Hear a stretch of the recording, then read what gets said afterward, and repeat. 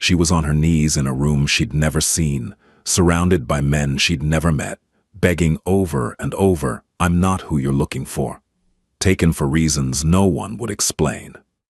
And then he walked in. The room didn't just go quiet, it went dead.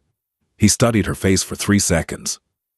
3 seconds, and in those 3 seconds, he made a decision that neither of them could ever undo. She whispered, "I'm not who you're looking for." He said, "I know." 2 words, that's all it took.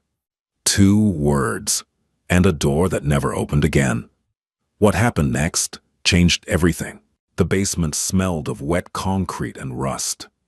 Somewhere above, the muted thrum of the city continued, as if nothing had changed, as if a woman hadn't been dragged from a parking garage with a bag over her head and zip ties cutting into her wrists.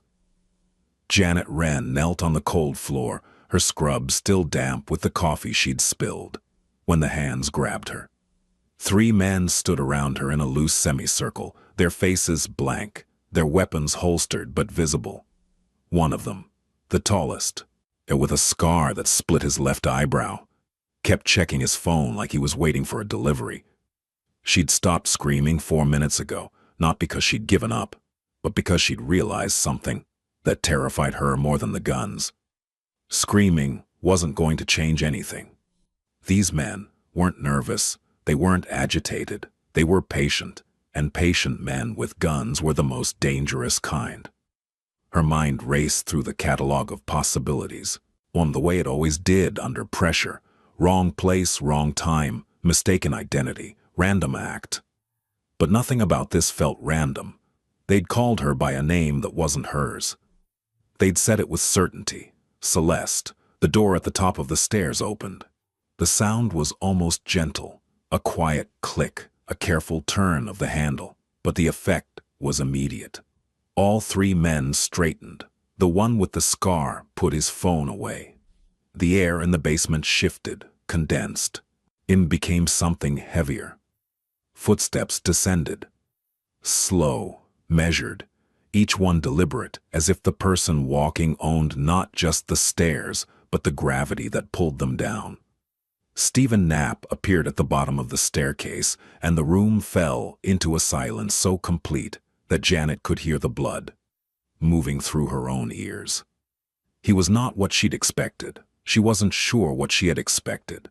A hulking figure, perhaps, someone with cruelty written across his face. Instead, the man who stepped into the yellow light was lean and composed. Dark hair, cut close, eyes the color of a winter lake, gray, clear, and utterly still. He wore a black suit without a tie, the collar of his shirt open at the throat, and he moved with a kind of control that suggested every gesture had been calculated long before it was made. He was 35, though something about him seemed older, not in his body, which was clearly kept with discipline, but in his gaze. And there was an exhaustion there, not physical, but existential. The weariness of a man who had seen too many people lie to him and had stopped being surprised by it. He looked at her, not at the situation, not at his men. At her, and in that look, Janet felt something she couldn't name, a kind of attention that went past her face and into the architecture of who she was. He studied the way her hands trembled, but her jaw stayed set. He noted the scrubs, pale blue, its standard issue, and the ID badge clipped to her pocket, the one they hadn't bothered to take. He saw the small scar on her forearm, the kind a kitchen burn leaves, and the calluses on her palms that spoke of manual labor, not privilege. He knew. In that first 3 seconds before she opened her mouth, before she said a word, Stephen Knapp knew that the woman kneeling on his floor was not Celeste Marchetti. Celeste Marchetti had soft hands and a face sculpted by surgeons. Celeste Marchetti wore silk and perfume that cost more than this woman probably earned in a month. Celeste Marchetti would have been sobbing, bargaining, offering her father's name like a shield. This woman was none of those things. "I'm not who you're looking for," she whispered. Her voice was steady, cracked but steady, like a bone that had broken and healed stronger. One of his men, Victor, the one with the scar, shifted. "She matches the description. Dark hair, early 20s, Leaving the clinic on Halstead at... I heard you, Stephen said. His voice was low, unhurried, the kind of voice that didn't need volume to command a room. He hadn't looked away from her. She met his eyes. That was the thing that held him. The thing that changed the calculus entirely. She met his eyes and did not look away. My name is Janet Wren, she said. I'm a nurse. I work nights at the free clinic on Halstead Street. I was walking to my car after a double shift. I am not whoever you think I am. Silence. Victor glanced at Stephen. The other two men waited. Stephen reached into his jacket pocket and pulled out his phone. He tapped the screen twice, then turned it so she could see the photograph. A woman with dark hair and sharp cheekbones, wearing a red dress, caught mid-laugh at some gala. Celeste Marchetti. Janet looked at the photo. Looked at herself. The resemblance was there. The same dark hair, similar bone structure. In close enough in a parking garage at 1 in the morning under bad lighting. I see it, she said quietly. But that's not me. I know, Stephen said. The room went still in a different way. Victor's hand moved to his holster, not drawing, but ready. The other men exchanged a glance. Sir, Victor began. She stays. 2 words, no explanation, no negotiation. Janet's blood turned to ice. I just told you I'm not... I heard what you said. Stephen pocketed his phone and took a single step closer, not threatening, not gentle, something in between that was worse than both. And I believe you, but that doesn't change your situation, Miss Wren. If anything, it makes it more complicated. More complicated? A thread of anger pushed through the fear. You kidnapped the wrong person. Let me go. If I let you go right now, you'll be dead by morning. The way he said it, flatly, without drama, the way a doctor might deliver a terminal diagnosis, made her believe him immediately. Enzo Marchetti's men are looking for his daughter, Stephen continued. Not to rescue her, to silence her. She has information that could dismantle 3 of his operations, and she's been selling it to the highest bidder. My people picked you up because they thought you were her. If Marchetti's people make the same mistake... He let the sentence die. He didn't need to finish it. Don't then tell them, Janet said, her voice rising. Tell them I'm not her. You think they'll ask first? His eyes were steady, unblinking. They don't check IDs, Miss Wren. They don't ask questions. They put a bullet through the problem and move on. The basement felt smaller. The walls pressed in. Janet could feel the cold of the concrete through the thin fabric of her scrubs, and for the first time since they'd grabbed her, she felt something worse than fear. She felt the slow and sickening realization that he might be right. So your solution, she said, her voice dropping to barely above a whisper, is to keep me here. My solution is to keep you alive. That's not the same thing.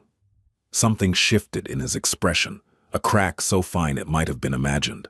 A flicker of something that could have been respect or surprise or both. No, he agreed. It's not. He turned to Victor. Put her in the East Wing, the room with the balcony. Outpost, Joseph and Marcus outside. He paused. She's not a prisoner. Then what is she? Victor asked, his tone carefully neutral. Stephen didn't answer immediately. He looked at Janet one more time, really looked, the way someone reads the last page of a letter before deciding whether to burn it. She's under my protection, he said, whether she wants it or not. He climbed the stairs without looking back. The door closed behind him with the same gentle click that had announced his arrival. In the end, Janet was left kneeling on the cold concrete, surrounded by armed men, with the echo of 2 truths ringing in her head. She was not who they were looking for, and he was going to keep her anyway. The room with the balcony was beautiful. That was the cruelest part. It was on the 3rd floor of a brownstone in Lincoln Park, the kind of building that looked like old money from the outside and turned out to be fortress-level security on the inside. The room itself had hardwood floors, a king-sized bed with linen sheets, a private bathroom with a clawfoot tub, and French doors that opened onto a narrow balcony overlooking a garden she wasn't allowed to enter. Janet sat on the edge of the bed, still in her scrubs, and stared at the ceiling. It was 3:47 in the morning. Her shift at the clinic had ended at midnight. By now, if everything had gone normally, she would have been asleep in her studio apartment on the south side, the radiator clanking, and the traffic noise fading into white noise. She would have set her alarm for 10, made herself eat something before bed, and fallen asleep, reading whatever she'd checked out from the library that week. Instead, she was in a dead man's house, or at least a man who made dead men, and she had no phone, no wallet, and no idea how long this was going to last. She didn't cry. She wanted to. The pressure built behind her eyes like a weather system, heavy and insistent. But she had learned a long time ago that tears were a luxury she couldn't afford. You cry when you're safe. And she had never, not once in her 21 years, been truly safe. The foster system had taught her that. 6 homes in 14 years. Some of them good enough, warm beds, regular meals, adults who meant well but were stretched too thin. Some of them bad. One of them terrible. And she'd survived all of it by developing a skill that served her now. The ability to assess a situation clearly, without panic, and figure out what she could control. Right now, she could control very little. But she could think. She replayed the conversation in the basement. The man, Stephen Knapp, she'd heard one of the guards murmur the name on the walk upstairs, had believed her. That was the part she kept returning to. He hadn't tortured her, hadn't threatened her, and he'd looked at her with those gray, glass-still eyes and simply known, which meant he was intelligent, observant, capable of changing course when the facts demanded it. In her experience, those were rare qualities in powerful men. Most of them clung to their assumptions like life rafts, too proud to admit they'd been wrong. He'd been wrong about who she was. He'd admitted it without hesitation, but he hadn't let her go.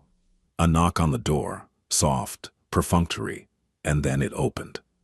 A woman in her 50s entered carrying a tray, a glass of water, a sandwich wrapped in wax paper, a small bottle of aspirin. She had silver hair pulled back in a clip, and the kind of face that had once been beautiful and was now something better. Kind. "I'm Margaret," she said, setting the tray on the nightstand. "I run the house." She looked at Janet's scrubs, at the red marks on her wrists where the zip ties had been. "I'll bring you clean clothes in the morning. There are towels in the bathroom. Is there anything else you need?" Janet stared at her. "A phone. My freedom." An explanation that makes any of this make sense. Margaret's mouth twitched, not quite a smile, but close. "I'll see what I can do about the third one." She moved toward the door, then paused. "For what it's worth, miss, you're not in danger here. Whatever you may think of Mr. Knapp, he doesn't harm women. That's not who he is. He's keeping me against my will. He's keeping you alive," Margaret said, and something in her voice, something sad and certain, made Janet wonder what this woman had seen. What she'd survived in this house. The door closed. The lock didn't click. Janet noticed that.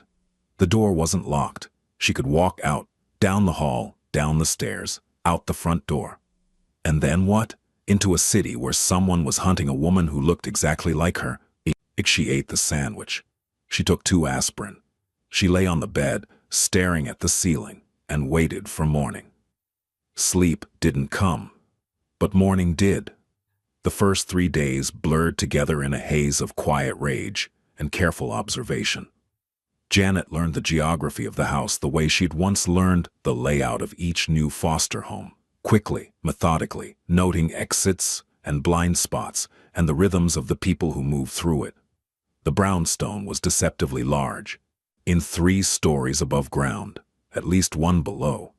The main floor held a kitchen, a formal dining room that was never used, a sitting room with bookshelves that covered every wall, and Stephen's office, the one room she was explicitly told not to enter. The second floor was Victor's domain, a command center of sorts, with security monitors and communication equipment, and a door that was always closed. The third floor was bedrooms, hers, Margaret's, and several others that seemed permanently empty.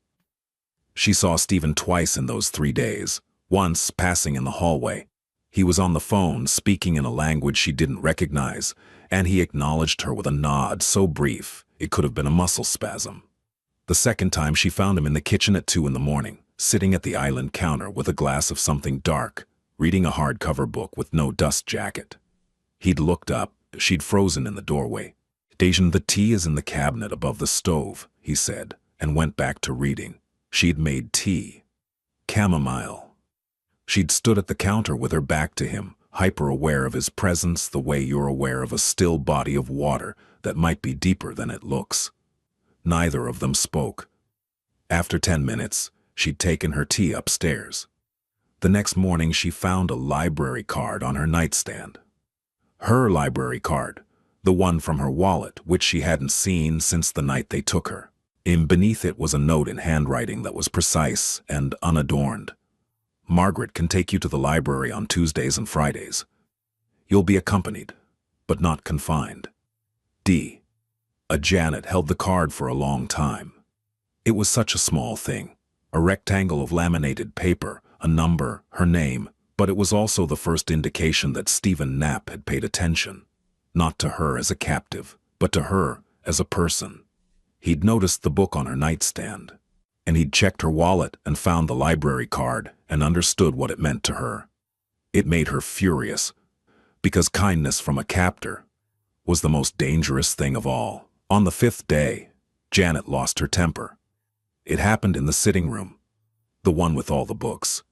She had been pacing, 4 walls, 12 steps each way, and the sheer absurdity of it had finally cracked something inside her.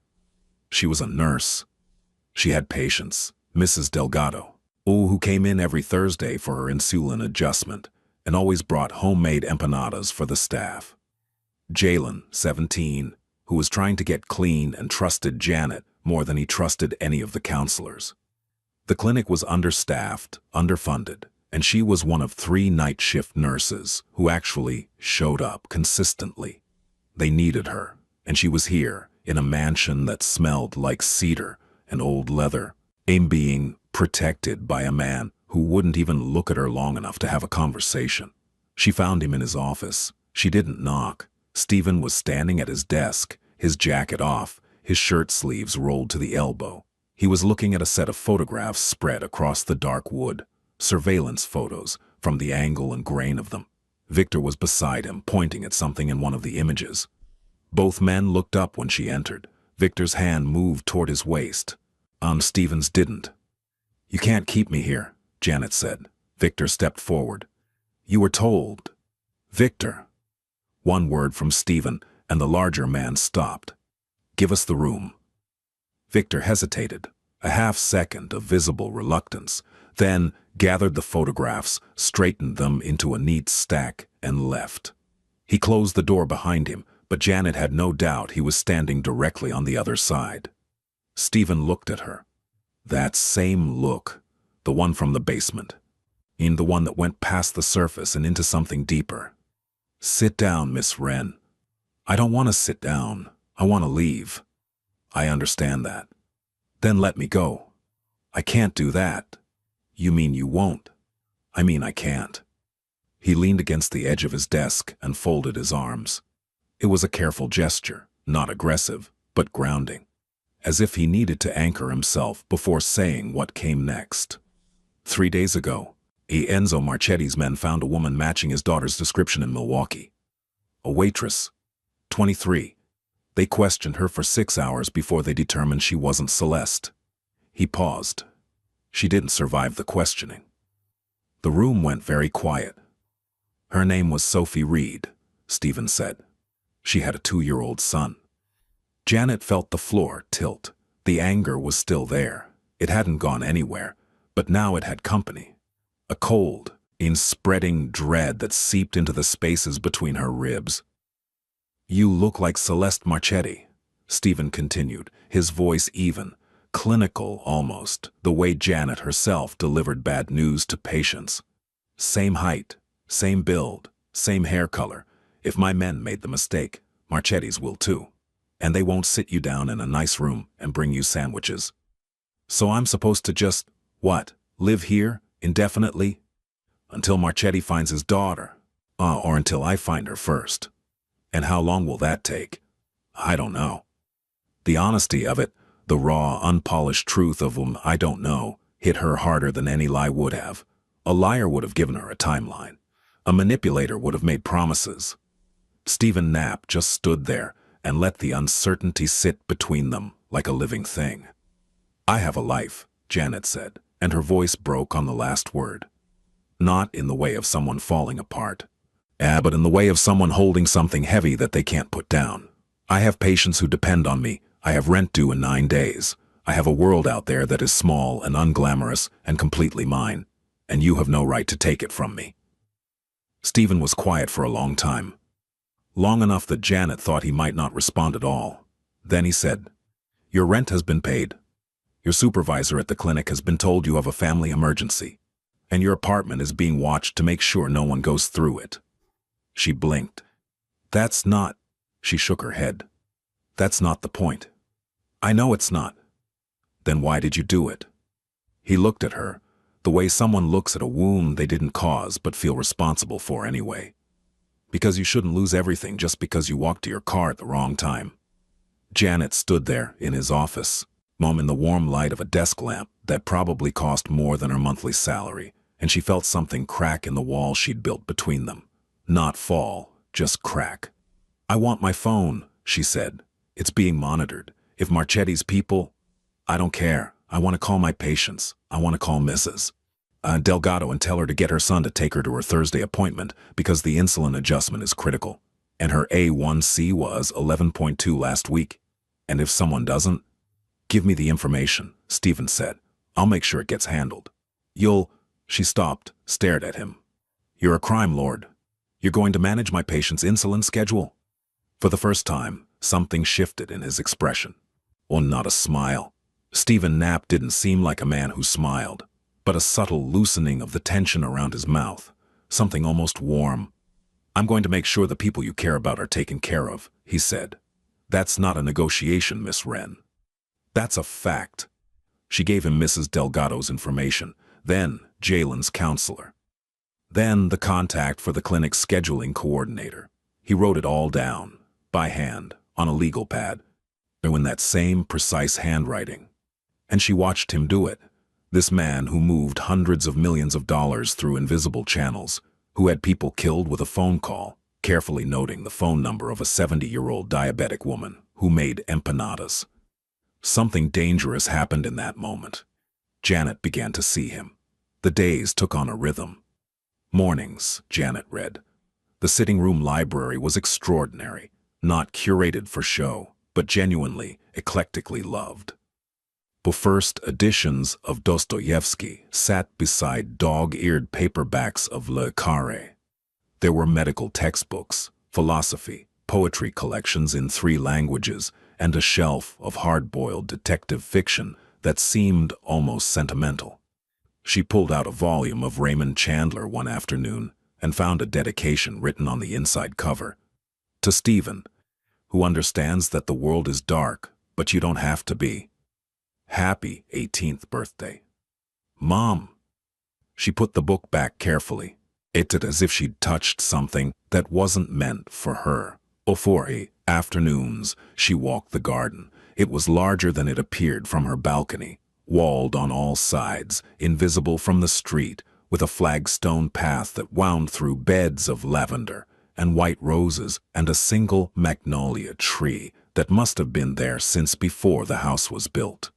She was always accompanied, Marcus, usually, a quiet man in his 40s who had the build of someone who'd spent serious time in a boxing gym and the demeanor of someone who preferred libraries.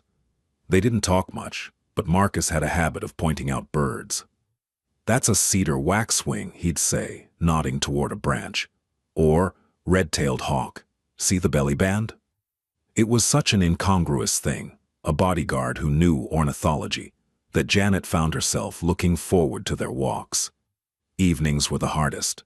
The house settled into a different frequency after dark. The security shifts changed. The hallway lights dimmed to a low amber, and the silence became the kind that made you aware of your own breathing. Janet would lie in bed and think about the clinic, about her apartment, about the thousand small freedoms she'd taken for granted. Choosing what to eat for dinner, walking to the corner store, sitting on her fire escape, and watching the city blink. And she would think about him. And she couldn't help it. Stephen Knapp was everywhere and nowhere in that house. His presence lingered in the books, in the garden he clearly maintained himself. She'd seen the dirt under his fingernails one morning, quickly hidden, in the coffee that appeared freshly brewed every day at precisely 6 a.m., regardless of whether anyone was awake to drink it. But the man himself remained a ghost. He moved through rooms without sound, appeared and disappeared without pattern, and spoke to her in brief, the measured exchanges that gave nothing away. Until the night of the thunderstorm. It came suddenly, a June storm that turned the sky green and shook the windows. Janet had been in the sitting room, curled in the armchair by the cold fireplace, when the power went out. The house plunged into darkness. Emergency lights kicked on along the baseboards, casting the hallways in a pale, clinical glow. She heard footsteps, voices on the security channel. Then Stephen's voice, calm and commanding, in issuing orders she couldn't quite make out. She should have gone to her room. Instead, she went to the kitchen. He was already there, standing by the window, watching the lightning crack open the sky, holding a glass of water. Just water. He turned when she entered, and for once she saw him without his armor, without the suit, without the calculated composure. He was wearing a gray t-shirt and dark pants, and in the blue-white flash of the lightning, he looked younger, tired, human. Storm knocked out the grid for 6 blocks, he said. Generators running, but I told them to keep it on low power. Why? Because sometimes it's good to sit in the dark. It was such a strange thing to say, such an honest, unguarded thing. Janet stood in the doorway and felt the storm pressing against the walls and thought, this is who he is when nobody's watching. She sat at the kitchen table. After a moment, he sat across from her. They listened to the rain. How did you end up running? She gestured vaguely. All of this? You mean the criminal empire? His tone was dry, almost amused. I was trying to be diplomatic. Don't. I prefer directness. She watched him in the emergency lighting, his face half in shadow, his eyes catching the pale glow, like water catching the moon. Then how did you end up running a criminal empire? He was quiet for a while. The rain hammered against the glass. Lightning turned the kitchen white, then dark, and then white again. My father built it, he said. He was a different kind of man. Brutal, indiscriminate. He believed in power for its own sake.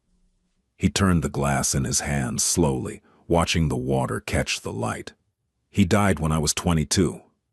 Heart attack, and I had a choice. Let it all collapse and watch the violence that would come from the power vacuum, or take it and try to make it less brutal, less indiscriminate. He looked at her. I won't pretend to be a good man, Miss Wren. I've made decisions that would horrify you, but I've also stopped things that would have happened without me. There's a calculus to it, a terrible, necessary calculus, and I accepted a long time ago that I would carry the weight of it. That sounds lonely, she said before she could stop herself. The look he gave her was so unguarded, it almost hurt to see, like she'd pressed a thumb into a bruise he'd forgotten was there. It is, he said. The rain eased, the lights flickered, then came back on. The moment dissolved, replaced by the ordinary brightness of a kitchen at night. Stephen stood. Good night, Miss Wren. Janet, she said. My name is Janet. He paused at the doorway. Didn't look back. Good night, Janet. After he left, she sat at the table for a long time, listening to the last of the storm move east, and tried to understand why her chest felt tight in a way that had nothing to do with fear. And something changed after the storm. The shift was small, invisible to anyone who wasn't paying attention, but Janet was paying attention. She was always paying attention. It was the thing that had kept her alive in foster homes, in underfunded schools, in the chaotic emergency rooms of her clinical rotations. Stephen began to be present. Not constantly. Not obviously. But where before he had been a shadow in the halls, a voice behind closed doors, he began to materialize in shared spaces. And he appeared in the sitting room while she was reading, settling into the leather chair by the window with his own book.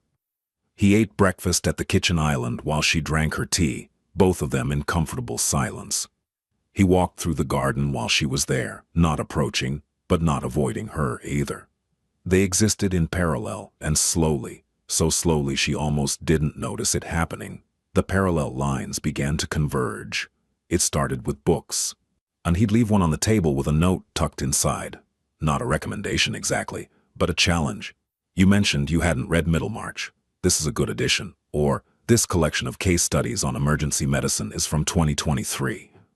Your textbook was from 2019. She responded in kind. She found a volume of Mary Oliver on his shelf and left it open on his desk to a poem about attention and devotion, not as a romantic gesture, but as an argument, a way of saying, I see who you are, and it's more complicated than you think, and he didn't mention it. But the next day, the poem was bookmarked with a pressed magnolia petal from the garden. It was Janet who broke the pattern of silence first. 10 days into her captivity, her protection, his word, her imprisonment, hers, she found him in his office late at night, not working but staring at the wall with the kind of blankness that she recognized. She saw it in the mirror sometimes, and the look of someone replaying a conversation that couldn't be unspoken, a decision that couldn't be undone. Who did you lose? She asked from the doorway. He didn't startle. He never startled. But his jaw tightened, and when he looked at her, there was something raw in his expression that he didn't bother to hide. My brother, he said. Luca. When? He's not dead. A pause, heavy, loaded. He betrayed me. 14 months ago. He fed information to the Marchetti family in exchange for a guarantee of safety if they took power. His voice was even, too even, the way a surface is smooth when it's frozen. I had to cut him out of everything. The business, the family, the house. He's somewhere in Europe now. I don't look for him. But you think about him. Every day. Janet stepped into the office. She sat in the chair across from his desk, the one Victor usually occupied, and folded her hands in her lap. I had a foster brother once, she said. Terrence. He was 2 years older. The only person in any of my placements who ever really looked out for me. He taught me how to ride a bike, how to fight, how to make scrambled eggs without burning them. When he aged out of the system, he promised he'd come back for me. She paused. He didn't. I was 13. Stephen watched her with those gray eyes. I was angry for years, she said. Angry that he'd left. Angry that he'd promised. Yeah, angry that I'd believed him. But eventually I understood something. He was drowning too. He couldn't save me because he couldn't save himself. And the promise wasn't a lie. It was a wish. You're remarkably generous, Stephen said. I'm not sure your brother deserved it. Maybe not. But I deserved to stop being angry. Something crossed his face, a ripple in the still water. He opened his mouth, closed it, and then said something she didn't expect. Thank you. For what? For not telling me what I should feel about Luca. Everyone has an opinion. You're the first person who's just told me a story. She stood up, smoothed the front of the borrowed clothes she'd been wearing. Margaret's, slightly too large, impossibly comfortable. That's what humans do, Mr. Knapp. We sit in rooms and tell each other stories and hope that something in them is useful. She walked to the door, stopped, turned back. Stephen, she said. If I'm calling you by your name, you should know that I haven't forgiven you for keeping me here. I understand the reasons. But understanding isn't the same as acceptance. I know, he said. Good, she said. As long as we're clear. She left. Behind her, in the empty office, Stephen Knapp sat very still and noticed something he hadn't felt in years. A pull, not desire, not yet, not so simply, but something adjacent to it. A gravitational shift. And the awareness that someone had entered his orbit who could not be categorized, predicted, or controlled. It terrified him. He led it. On the 14th day, Janet saved a life. It happened early, just past 6 in the morning. She was in the kitchen making tea when she heard a crash from the second floor, followed by a sound that her training identified before her conscious mind did. The wet, gasping struggle of someone who couldn't breathe. She ran, in the hallway, till she found one of the security team, a young man named Tomas, barely older than she was, on the floor, his face turning the dusky blue-gray of oxygen deprivation. His hands were at his throat. His eyes were wide with the particular terror that comes from a body fighting itself. Anaphylaxis. She recognized it instantly. "Does anyone have an EpiPen?" She shouted down the hall. No response. Marcus appeared at the top of the stairs, frozen. Victor came around the corner, hand on his weapon, useless against this enemy. Boom. Janet dropped to her knees beside Tomas. She checked his airway, swelling, severe, and pressed 2 fingers to his carotid. Pulse rapid, thready. He had minutes, maybe less. "His room," she said to Victor. "Now, check his drawer, his bag, his pockets. Anything labeled epinephrine. Go." Victor didn't hesitate. He moved. Janet tilted Tomas's head back, cleared his airway as best she could, and began talking to him in the same voice she used in the ER. Steady, warm, commanding. "You're going to be okay. Look at me. Don't close your eyes. I'm right here." Stephen appeared. She didn't know where he'd come from. One moment the hallway held only her and the dying man, and the next, Stephen was there, crouching beside her. "What do you need?" he asked. No panic, no questions about what was happening, just, "What do you need?" "Epinephrine. If there's no EpiPen, I need a syringe and a vial. Do you have a medical kit?" "Downstairs." "I'll get it." He was gone and back in under a minute. A tactical medical kit, the kind that went beyond first aid. Janet tore it open, found the epinephrine, drew the dose with hands that were steady as stone, and administered the injection in Tomas's thigh. Then she waited. 20 seconds. 30. An eternity. Tomas drew a ragged, shuddering breath. Then another. His color began to shift. From gray to white to something approaching living. "There you are," Janet murmured. "There you are. Keep breathing." Victor returned with an EpiPen. Too late, but she took it anyway. Kept it close in case a second dose was needed. For the next hour, Janet stayed on the floor beside Tomas, monitoring his breathing, his pulse, the swelling. She sent Marcus for ice, directed Margaret to prepare a bed on the ground floor, and, when Tomas was stable enough to move, supervised the careful transfer with the efficiency of someone who had done this 100 times. Because she had. Me and Stephen watched all of it. He stood in the hallway and watched this woman who had every reason to let his people fend for themselves, who owed nothing to the men who had taken her from her life, save one of them, without a moment's hesitation. Later, when Tomas was sleeping and the house had settled into an uneasy calm, Stephen found Janet in the garden. She was sitting on the stone bench beneath the magnolia tree, to her borrowed shirt spotted with the iodine she'd used to clean the injection site, her hands finally trembling. She always trembled after, never during. He sat beside her, not close enough to touch, close enough that she could feel his warmth in the cool morning air. "Thank you," he said. "Tomas has a 4-year-old daughter." Janet nodded. She didn't trust her voice. They sat in silence. A cardinal landed on the garden wall, its red so vivid it looked artificial. "Hey, this is what you do," Stephen said quietly. "Not a question. It's who I am." "Yes," he said. "I'm beginning to understand that." She looked at him, really looked at him, the way she hadn't let herself before. In the morning light, without the armor of his suit, without the controlled distance he wore like cologne, he was just a man sitting in a garden, grateful that someone he cared about was alive. He cared about Tomas. He cared about his people. She could see it now, in the fine lines around his eyes, in the way his hands were clasped together so tightly the knuckles had gone white. He'd been afraid. Genuinely, deeply afraid. And he was sitting here, in the aftermath, trying to hold himself together the same way she was. "Okay, you should know," Janet said. That this doesn't change anything between us. I wouldn't expect it to. Good. Because I'm still furious. I know. And I still want to go home. I know that too. She looked at the cardinal. He watched it hop along the wall, cocking its head, oblivious to the complicated lives of the humans below. But I'm glad Tomas is alive, she said. So am I.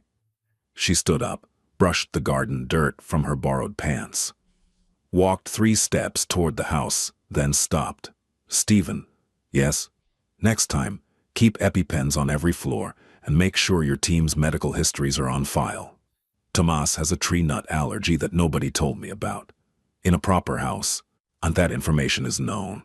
He looked at her, and for the first time, the very first time, Stephen Knapp smiled. It was small, brief, a crack in the glacier. But it changed his entire face, warmed it, made him look like someone she could imagine laughing. Yes, ma'am, he said. She went inside. Behind her, the smile lingered, then faded, then settled into something deeper, something that lived in the chest, not the mouth, and would not be easily removed. 3 weeks in, and Janet had become a fixture. She didn't notice it happening. Neither did anyone else, exactly. But there was a shift in the household, subtle, like a change in air pressure before weather. Margaret started asking her opinion on meals. Marcus saved articles about migratory birds on his phone to show her during their garden walks. Even Victor, who regarded her with a steady suspicion of a man paid to suspect everyone, had started nodding at her in the mornings. It wasn't warmth, but it was acknowledgement. From Victor, that was practically an embrace. And Stephen, who had built his life on distance and discipline, found himself orbiting closer and closer to the quiet gravity of a woman who had no power, no leverage, no reason to stay, and who was, despite everything, becoming essential. He noticed things. That was the problem. And he'd always been an observer. It was the skill that had kept him alive in a world where missing a detail could mean a knife in the dark. But his observation of Janet had become something else. Something less tactical, more devotional. He noticed that she hummed when she read. Low, tuneless, like a radio caught between stations. He noticed that she braided her hair when she was thinking, her fingers moving automatically, the way his moved when he disassembled a firearm. And he noticed that she ate slowly, deliberately, as if every meal was a gift she'd learned not to take for granted. And he noticed, with a clarity that felt like a blade between his ribs, that she was beautiful. Not in the way he'd been taught to notice beauty, all artifice and performance, but beautiful the way a storm is beautiful, or a coastline, or the first light of morning through a hospital window. Beautiful because she was entirely, irreducibly herself. He did nothing about it. Yet he couldn't. She was under his protection, which meant she was not, could not, would not be his. The power imbalance was absolute. She was in his house, under his roof, surrounded by his people. Any advance, any gesture beyond the strictly necessary would be an abuse of that power. And Stephen Knapp had spent 13 years trying to be a different kind of man than his father, so he kept his distance. He was careful, he was controlled, and every night, alone in the dark of his bedroom, he thought about the way she'd looked at him in the garden, and he felt something he hadn't felt in years, the ache of wanting what you've decided you can't have. Janet, for her part, was fighting a parallel war. She knew what was happening to her. She'd studied enough psychology, seen enough of human nature in hospital rooms and emergency departments to recognize the patterns. Proximity, shared crisis, the slow accretion of intimacy through daily rhythms and accidental vulnerabilities. Stockholm Syndrome was too simple a label, too neat, too dismissive, but the underlying mechanism was there. When you depend on someone for safety, your mind begins to reshape them into something worth depending on. Except that Stephen wasn't being reshaped. He was being revealed. She saw the calls he made late at night. Not about business, but about people, checking on Tomas's daughter, making sure a witness in an unrelated case had safe housing. Nink approving funds for a community center in a neighborhood his father's operations had devastated.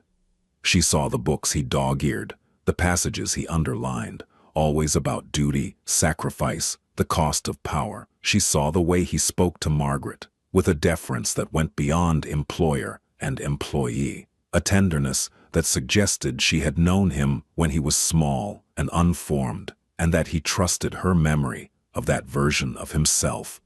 She saw the scar on his left shoulder, glimpsed once, even when he'd rolled his sleeves too high, and the way he'd pulled the fabric down quickly when he noticed her looking. She didn't ask about it. She didn't need to. Scars told their own stories, and she had enough of her own to know that some of them were not for sharing. What frightened her was not that she was softening toward him. What frightened her was that the softening felt honest, not like a survival mechanism, not like gratitude misfiring as affection. It felt like seeing. And being seen. Antwe. On the 21st day, they had their first real conversation, not about the situation, not about safety or logistics or the world outside, a real conversation, the kind that peels back layers without either person noticing until it's too late. It happened on the balcony off the sitting room, at twilight. The city was turning on its lights below them, a galaxy of windows and street lamps and brake lights. And the air smelled of rain and cut grass. Why nursing? Stephen asked. He was leaning against the railing, his face in profile, the dying light catching the angle of his jaw. Because I spent a lot of time in hospitals as a kid, Janet said. Foster system, various injuries, some mine, some other kids. The nurses were always the ones who saw us. They, not the doctors. They came in, did their thing, left. The nurses stayed. They knew your name.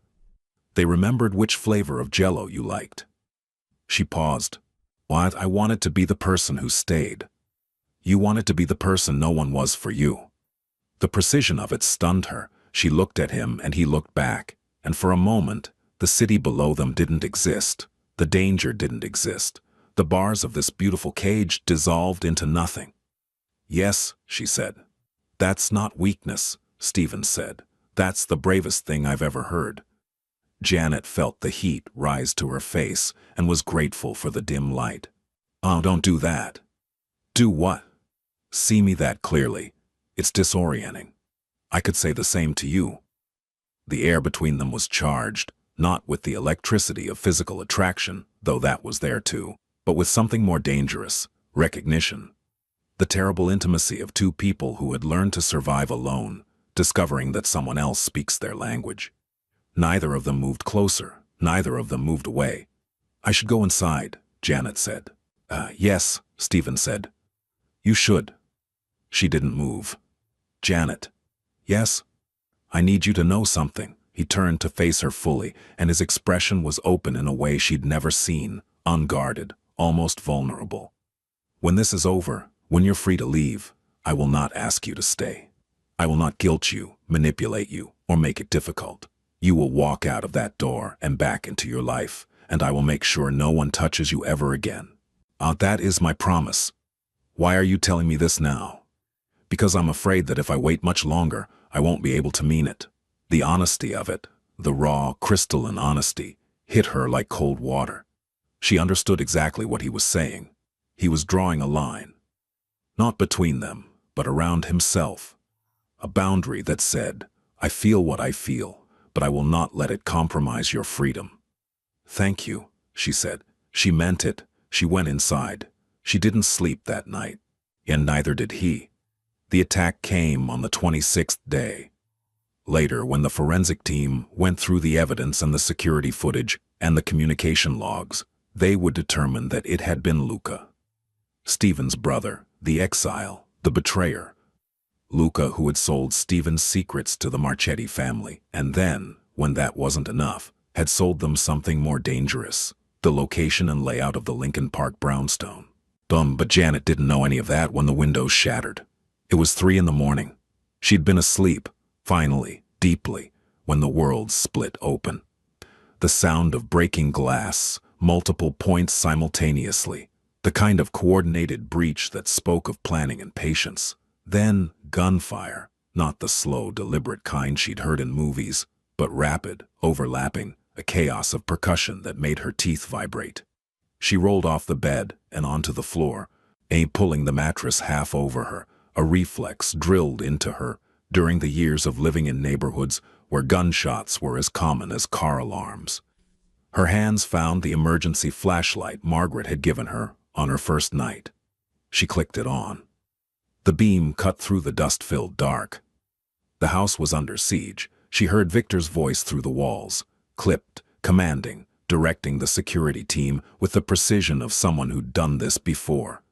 She heard the deeper percussion of return fire. She heard distantly the wail of a car alarm on the street below, and then she heard footsteps in the hallway outside her door.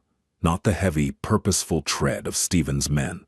Something lighter, faster, predatory. The door handle turned. Janet's hand closed around the brass lamp on the nightstand. It was heavy, solid brass, probably an antique, and she gripped it like a weapon because that's what it now was. The door opened. A man she'd never seen stepped through.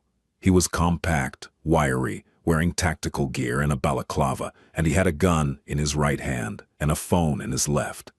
He swept the room with the gun, found her crouched beside the bed, and said 2 words into the phone. Found her. He thought she was Celeste. He moved toward her. Janet threw the lamp. It wasn't a graceful throw. There was nothing cinematic about it, but it was accurate. The base of the lamp caught him in the forearm, and hard enough to knock the gun sideways. He swore, stumbled, and in the half-second it took him to recover, Janet was on her feet and moving. Not toward the door, he was blocking it, toward the balcony. She hit the French doors at a run, burst through them into the cold night air, and looked down.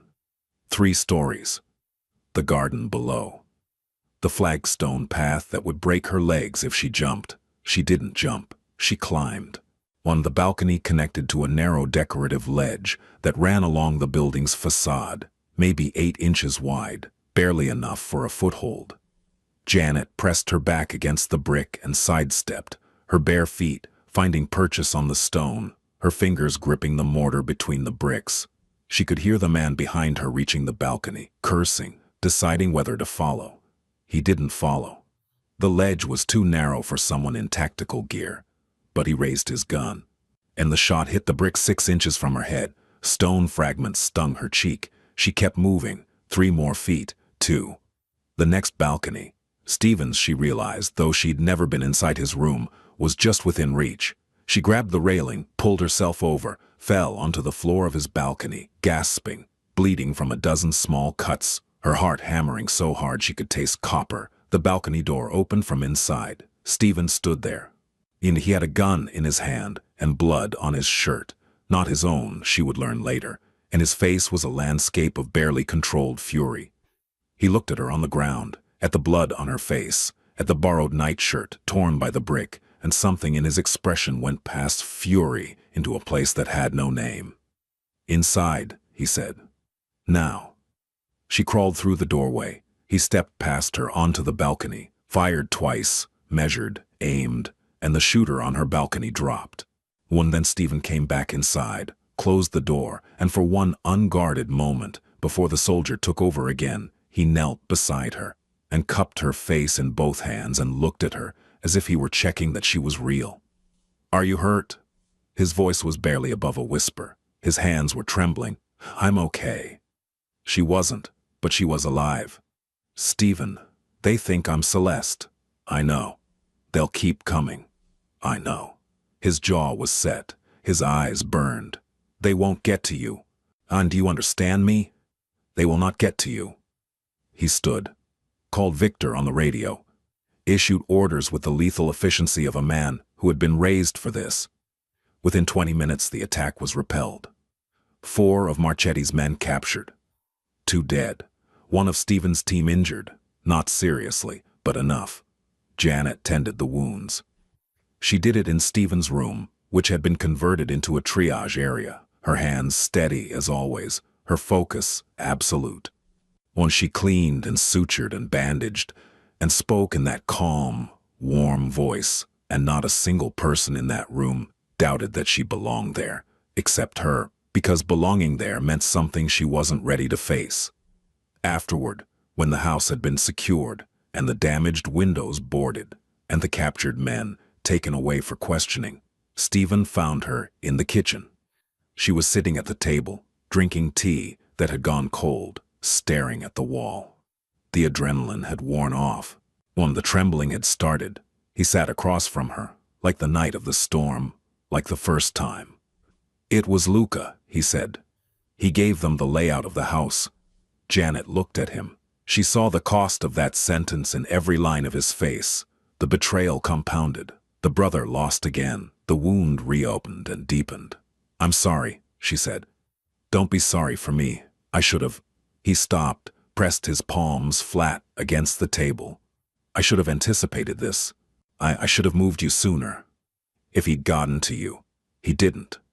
But he could have. But he didn't." She reached across the table and put her hand on his wrist. The first time she had touched him voluntarily. His skin was warm. His pulse was fast. He looked at her hand. Then, at her face. "I climbed along a ledge 3 stories up in my bare feet," she said. "I threw a lamp at a man with a gun. I'm not helpless, Stephen. Stop acting like I am." The ghost of that smile, the one she'd seen in the garden, flickered across his face. "You threw a lamp at him? Brass, antique, probably worth more than my car. I'll buy another one." She almost laughed. It surprised her. The laughter, here, now, in a kitchen that smelled of gun oil and antiseptic. But it was real, and he heard it. And something in his expression shifted from guilt to gratitude. "We need to move," he said. "This location is compromised. I have a place outside the city, a house on the lake. It's more secure and Luca doesn't know about it." "Okay." He blinked. "You're not going to argue?" "Would it matter if I did?" "It would matter to me." She looked at him, at this man who killed with precision and worried about her opinion, and felt the last wall between them develop a crack that went all the way through. "I'm not arguing," she said, "because for the first time, I actually believe you're trying to keep me alive. Not control me, not own me, keep me alive. I've been trying to tell you that since the first night. I know, but I had to see it for myself." They left at dawn, a convoy of 3 vehicles, Janet in the middle car with Stephen and Victor, driving north along the lakeshore as the sun turned the water to hammered gold. She watched the city recede in the side mirror and thought, "I was supposed to be afraid. I was supposed to want to run." Instead, she was riding toward an unknown house, and with an unknown future, beside a man she had not chosen, but was beginning, against every rational instinct, to trust. And trust, she was learning, was far more terrifying than fear. The house on the lake was nothing like the brownstone, where the Lincoln Park residence had been a fortress disguised as elegance. The lake house was something else entirely, a sprawling timber-frame structure set on a wooded bluff overlooking Lake Michigan, and with floor-to-ceiling windows that turned every room into a frame for the water. It felt, Janet thought as she stepped through the front door, like a place someone had built not for power, but for peace. "My mother designed it," Stephen said, reading her expression. "Before she died, she wanted somewhere that felt far from the city. Somewhere she could hear herself think, 'It's beautiful.' She would have liked hearing you say that." They settled in. The rhythms were different here. Slower, wider, more open. The security team was reduced to a core 4. Victor, Marcus, and 2 others she hadn't met before. Margaret had stayed behind to manage the brownstone repairs, and her absence left a gap in the household that Janet felt more than she expected. But the lake house offered something the brownstone couldn't: space. Physical, emotional, psychological space. The property ran to the waterline, bounded by dense forest on 3 sides. Janet could walk for an hour without seeing a fence or a wall. She walked every morning, alone, a concession she'd negotiated with Victor, who had protested loudly and then relented when Stephen overruled him. She walked along the bluff, through the birch trees, down to the narrow beach, where the waves left lines of foam on the gray sand. She breathed air that tasted of pine and cold water, and she felt something she hadn't felt in weeks. The beginning of clarity. She was falling in love with Stephen Knapp. She said it to herself clearly, deliberately, the way she might say a diagnosis aloud. The first step in treating a condition is naming it. She was falling in love with him. Not because he'd saved her, or caged her, or given her beautiful rooms and pressed magnolia petals. Because of who he was when no one was performing. Because of the dirt under his fingernails from the garden.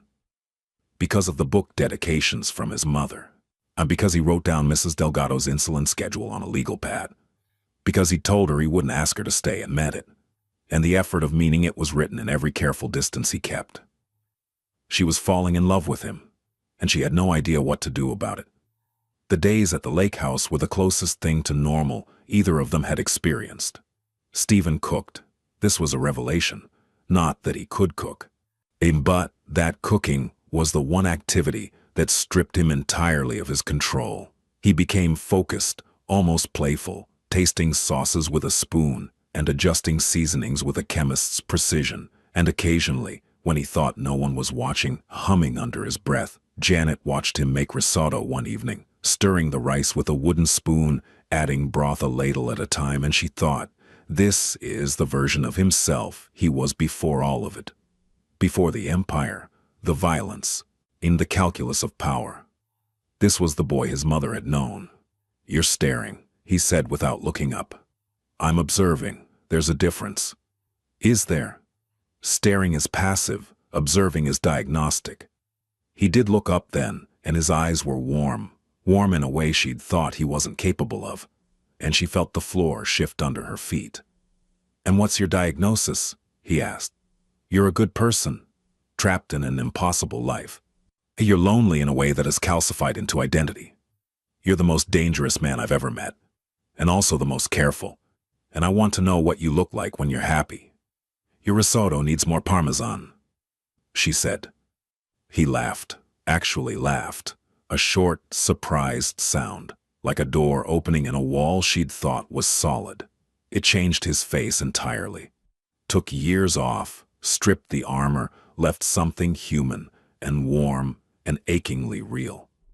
More parmesan, he repeated. I'm shaking his head. Noted. They ate dinner together that night, and the next night, and the one after that. They talked, really talked. The kind of conversations that start at one shore and end up somewhere entirely unexpected. He told her about his years at Columbia, studying economics before his father's death pulled him back. She told him about nursing school. It's about the professor who'd told her she was too emotional for medicine, and the patient who'd proved him wrong by asking for her specifically, every time, because she was the only one who remembered his name. He told her about his mother, Elena, a pianist who'd married the wrong man and spent 20 years softening his edges before the cancer took her. She told him about the foster home in Evanston, the one with the piano in the living room, and where she'd learned to play chopsticks before being moved again. They discovered shared territories, a love of Dostoevsky, a weakness for terrible action movies, a belief that coffee was better black, and that silence between two people was not absence, but presence. And they did not touch, not once, not a hand on a shoulder, not a brush of fingers, not the accidental collision of two people sharing a kitchen. Stephen was meticulous about it. He maintained the distance with the discipline of a man defusing a bomb, aware that one wrong move would change everything. Janet noticed. She noticed and understood and was infuriated and grateful in equal measure, because what he was doing, what it cost him every day to be near her and not reach for her, was the most profound act of respect she had ever experienced.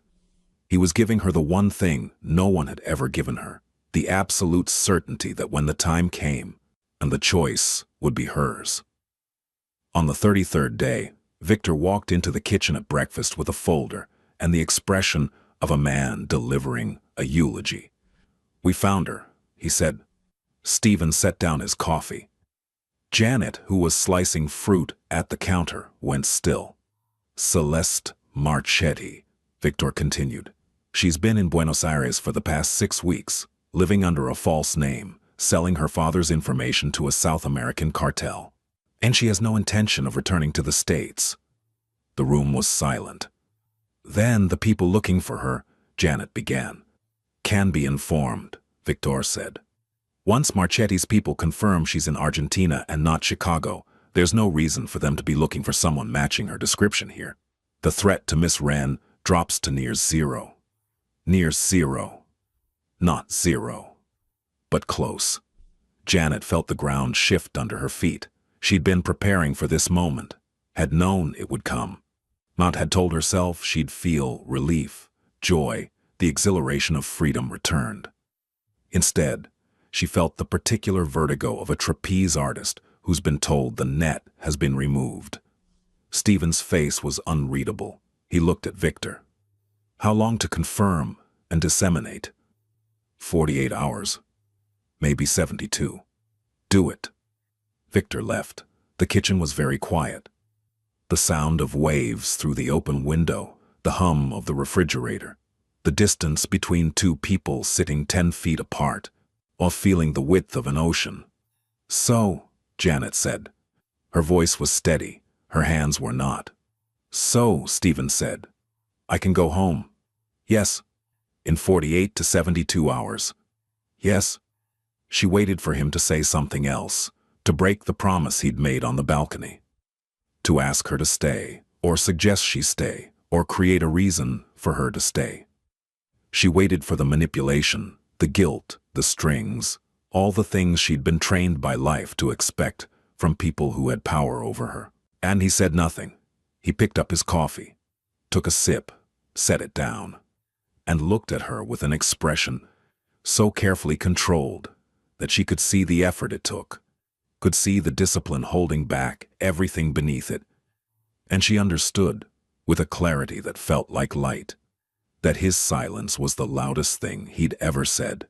He was keeping his promise. He was letting her go. The next 48 hours were the longest of Janet's life. Then she packed her things, the few she had, the borrowed clothes, the books she'd been reading, the pressed magnolia petals she'd kept in the pages of the Mary Oliver collection. She organized the medical supplies she'd restocked in the lake house, labeled everything, left notes for the staff about Tomas's follow-up care. She went through the motions of leaving, and every motion felt like tearing adhesive from skin. Stephen was absent. Not physically. He was in the house, in meetings, on calls, but he had retreated behind his walls with a completeness that left her feeling cold. The warmth of the kitchen conversations, the almost laughter over risotto, the slow revealing of selves, all of it had been sealed away, filed under a heading she could almost read. Things that cannot continue. On the second night, she found him on the dock. The lake was black. The sky was packed with stars, more than she'd ever seen from the city, a dizzying abundance of light. And he was sitting at the end of the dock, his legs hanging over the edge, his shoes beside him. Barefoot. She'd never seen him barefoot. Can I sit? She asked. It's your dock as much as mine. That's factually incorrect. Sit down, Janet. She sat. The wood was cool and slightly damp. The water lapped against the pilings in a rhythm that sounded like breathing. I've been thinking, she said. So have I. Can I go first? Please. She looked at the stars, at the water, at the dark line of the forest, at everywhere but him, because if she looked at him she wasn't sure she could say what needed to be said. I spent my entire life being moved. From home to home, from school to school. Nobody ever asked me if I wanted to stay. Nobody ever gave me the option. I was placed and displaced and replaced, and I learned that the safest thing was to never attach to anything, because attachment meant loss. She paused. The water breathed. And then you took me, and I was moved again, without my consent, without my choice, into a world I didn't ask for. And I was furious. I am still furious, because you took the one thing I'd built for myself, my life, my job, my independence, and you made the decision for me. I know, he said. His voice was rough. But, She took a breath. But you also did something no one else has ever done.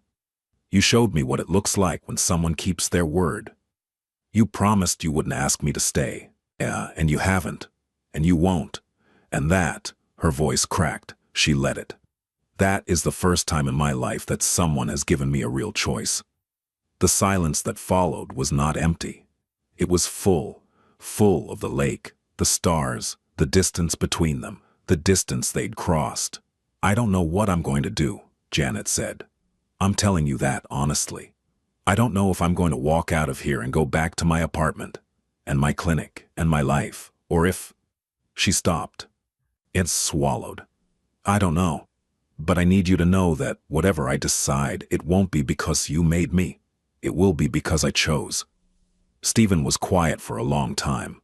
The stars turned overhead. A fish broke the surface somewhere in the dark, a soft sound, barely there. When I was 22, he said, my mother was dying. She was in the hospital, not the free clinic on Halsted, but the same kind of place, understaffed, overwhelmed.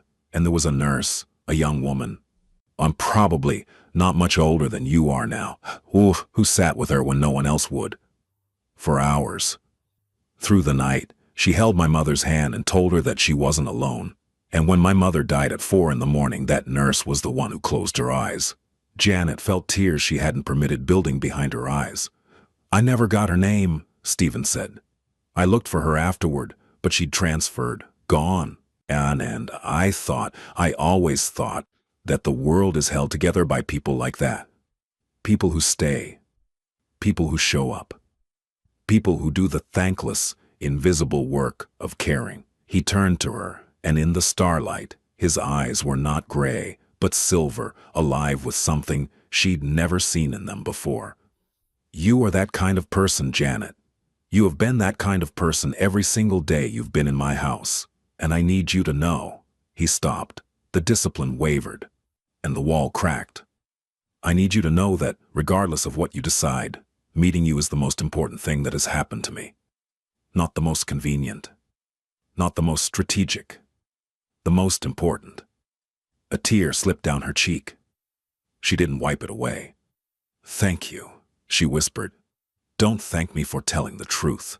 They sat on the dock until the stars began to fade, and the sky turned the pale blue of early morning. They didn't touch. They didn't need to. In some silences are louder than words. This one said everything. The confirmation came at 11:47 a.m. on a Tuesday. Victor delivered the news with his usual economy. Marchetti's organization had verified Celeste's location in Buenos Aires. The search for her in the United States had been called off. The threat to Janet Wren, mistaken identity of a woman she'd never met, was effectively over. Your apartment has been cleaned and secured, Victor added, was speaking to Janet directly for the first time in days. Your car has been serviced. Your position at the clinic is waiting for you. They were told your family emergency has resolved. A pause, almost imperceptible. A car can take you home whenever you're ready. Whenever you're ready. 3 words. A universe of wait. Janet stood in the lake house kitchen, in borrowed clothes, with a pressed flower in her pocket, and felt the full force of a freedom she'd begged for, fought for. It demanded from the moment she'd been dragged from a parking garage 35 days ago. The door was open. She could walk through it, back to her studio apartment, and her clanking radiator, and her 12-hour shifts, and her library card, and her life, small, self-made, entirely hers. The life she'd built from nothing, with no one's help, brick by stubborn brick. Stephen was not in the kitchen. He was in his office, Victor had said. Working, giving her space. Of course he was. Janet went to her room. She changed into her own clothes, the ones Margaret had washed and returned weeks ago, folded neatly, smelling of lavender. The scrubs, the sneakers with the worn soles. She looked at herself in the mirror and saw someone who was the same, but not the same. The face was hers, but the eyes held something new, a depth, a complexity, a layer of experience that hadn't been there 35 days ago. She packed the few things that were hers. left the borrowed clothes folded on the bed. She walked downstairs, through the hallway, past the kitchen, past the sitting room where she'd read 100 pages of Middlemarch and left poetry books open on desks, past the door to the garden where Marcus had taught her to identify cedar waxwings and red-tailed hawks. She stopped at Stephen's office door. She knocked. "Come in." He was standing by the window looking at the lake, not working, just standing. When he turned to face her, she saw that he'd known this moment was coming and had been preparing for it the way he'd prepared for everything. Strategically, completely, with every defense in place. His face was composed. His eyes were not. "I'm ready," she said. "The car is out front. Marcus will drive you." "Marcus is a good man." "He is." Silence. The lake glittered behind him. A boat moved in the distance, slow and small, against the vastness. "I won't say goodbye," Stephen said. "I don't believe in them." "What do you believe in?" The question hung in the air. He looked at her. One last time, she thought. One final look from those gray eyes that had seen her, truly seen her, from the very first moment in that basement, and said, "I believe in people who choose to stay." Janet felt the words land in her chest like stones in water, heavy, true, sinking into a place she'd never be able to retrieve them from. She nodded, turned, walked to the front door. Marcus was there, keys in hand, the car running. Victor was there too, arms folded, his expression something she'd never seen on him before. Sadness. Actual, unguarded sadness. "Take care of yourself, miss," Victor said. "Take care of him," she replied. Something passed between them. An understanding, a transfer of responsibility that Victor received with a nod.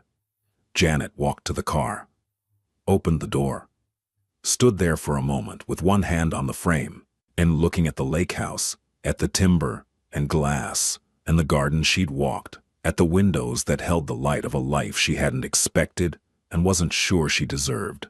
She thought about Sophie Reed, the waitress in Milwaukee who hadn't survived being the wrong woman. She thought about Tomas and his 4-year-old daughter. She thought about Margaret's kindness and Marcus's birds and Victor's grudging respect. She thought about risotto and thunderstorms and the way a voice sounds at 2 in the morning when all the masks are down. She thought about a man standing at a window, watching the lake, keeping a promise that was destroying him because he'd decided her freedom mattered more than his heart. And then she thought about herself, about who she was and what she wanted, and what it meant to choose. She'd spent 21 years being moved, placed, and displaced, and replaced, never once, in all those years, had anyone given her a door and said, "This is yours to walk through or not, and either way, I will still be standing here when you decide." Janet closed the car door from the outside. Marcus blinked. "Miss Wren, I need to go back inside."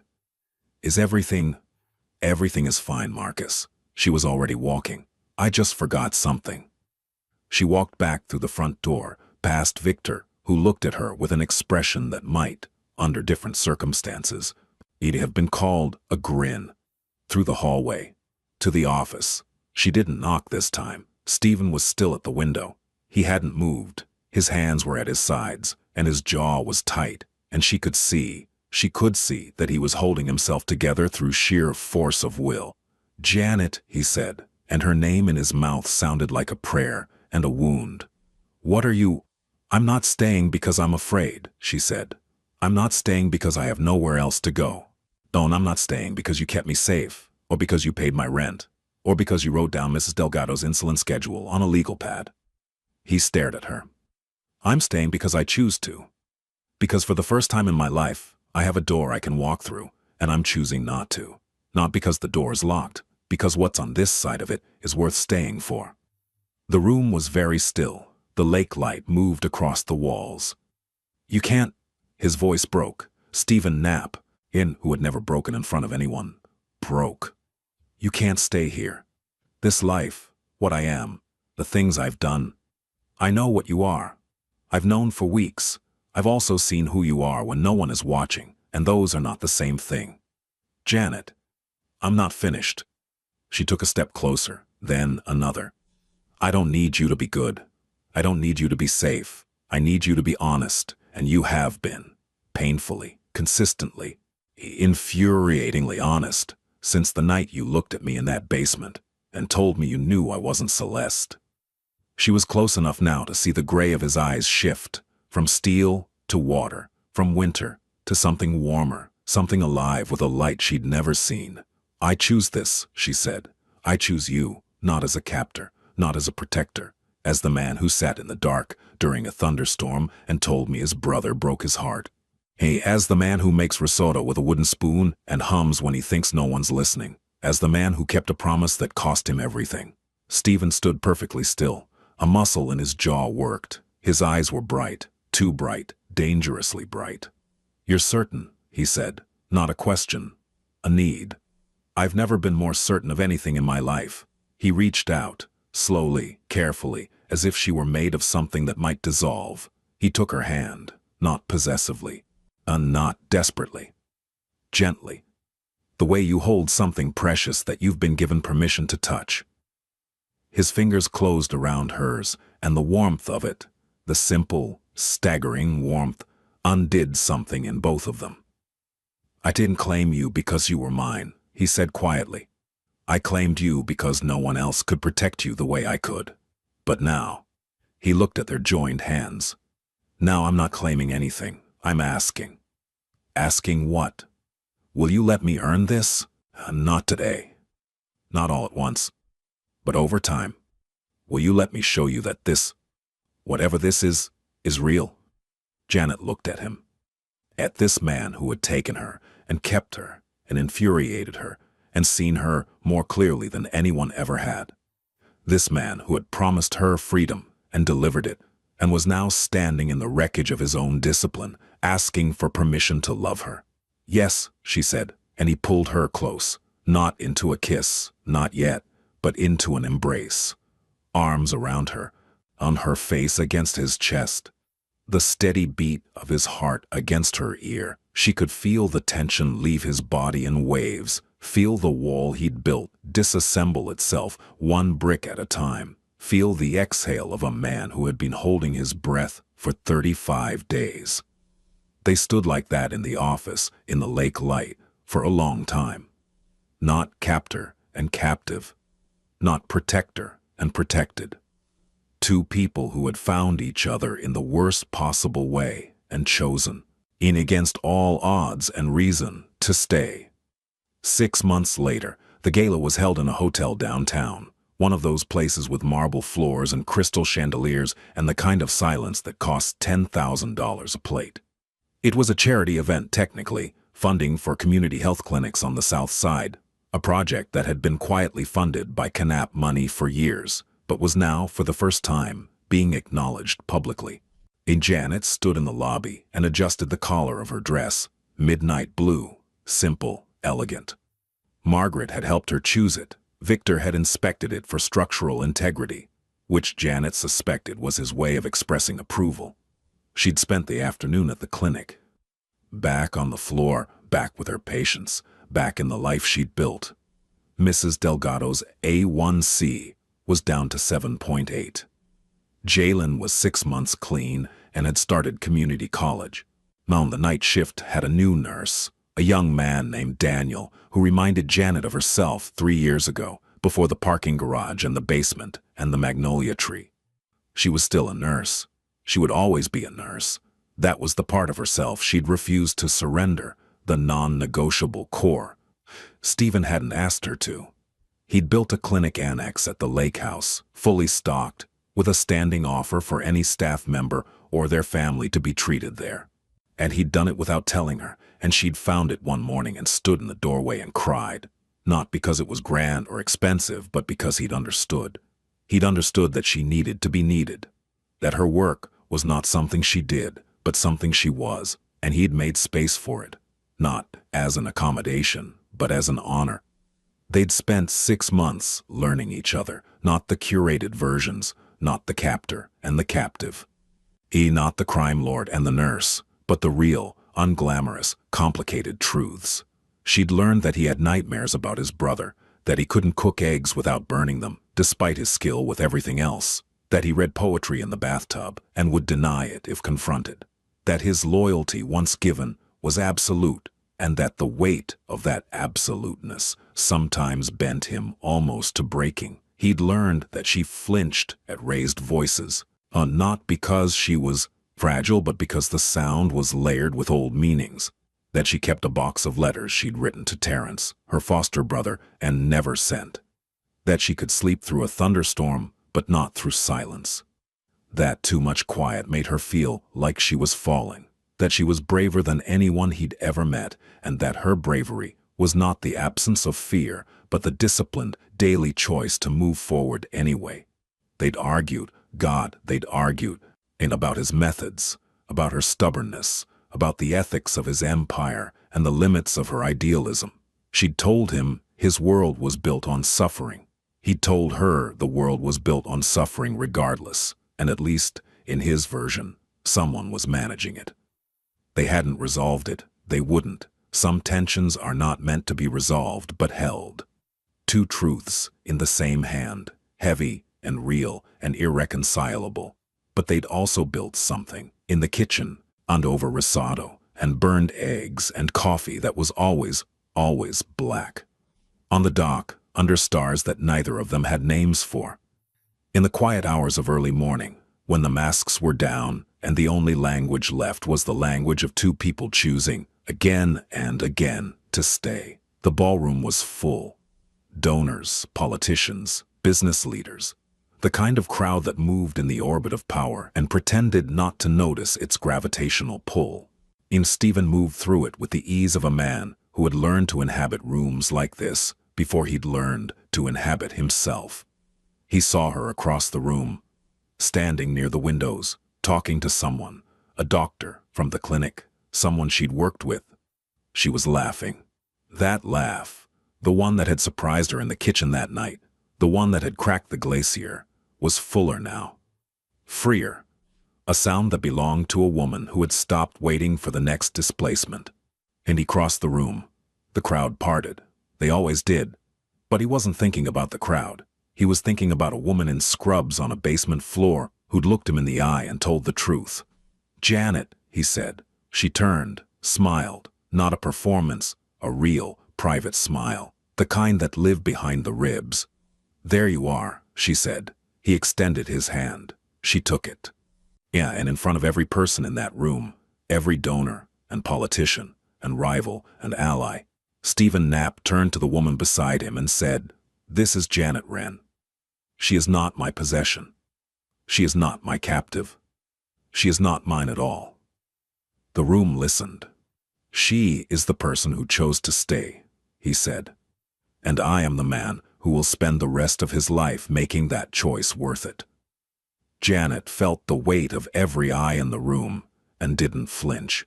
And she'd stood on a ledge 3 stories up in the dark. She'd thrown a brass lamp at a man with a gun. She'd walked through a door and turned around and walked back, not because she had to, but because she wanted to. She squeezed his hand. "And I," she said, her voice steady and sure and entirely her own, "am the woman who doesn't need a cage to know where she belongs." The room was quiet. Then it wasn't. Later they would dance, not formally. Stephen Knapp was not, it turned out, a good dancer, and the discovery delighted Janet in a way that would become a running joke between them for years. They would step on each other's feet and laugh and hold each other close, and the chandeliers would cast light across their faces like small, scattered constellations. But that would come later. In this moment, in the quiet, after the words, and before the applause, they stood together, hand in hand, equal, chosen, and the silence between them said what it had always said, from the very beginning. "You are not who I was looking for. You are who I found. And I would find you again. In every version of this life. In every basement. In every storm, I would find you, and I would choose you, and I would stay. Always, I would stay.